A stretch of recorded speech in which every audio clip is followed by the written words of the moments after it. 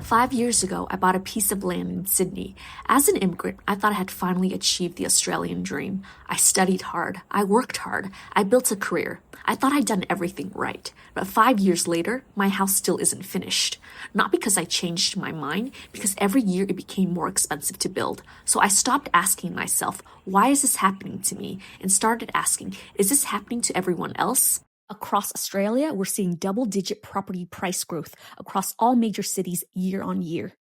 I wanted to understand what economic and political forces have made housing feel increasingly out of reach. So I started with one simple question.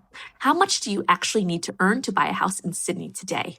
In 2024, Domain and CanStar modeled the household income needed to buy a home across Sydney.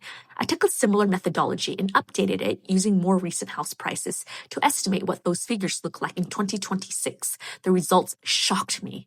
A household would need nearly $300,000 in Parramatta, around $400,000 in Baulkham Hills, more than $500,000 in the inner west, about $635,000 in North Sydney, and over $800K in the eastern suburbs. You can see my data in the spreadsheet. And these aren't official government figures. They're my estimates using a similar affordability model with updated market prices. But whether they're exactly right or not, the trend is impossible to ignore. Then I asked another question. How much does the average person actually earn?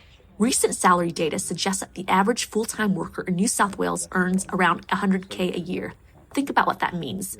A typical house in Blacktown costs more than 2 average full-time salaries. North Sydney, around 6. The eastern suburbs, about 8 average full-time salaries. Hear that again, 8 average full-time workers' salaries. Even if 2 average income Australians built a life together, in many parts of Sydney, they still couldn't earn enough to comfortably buy a typical home.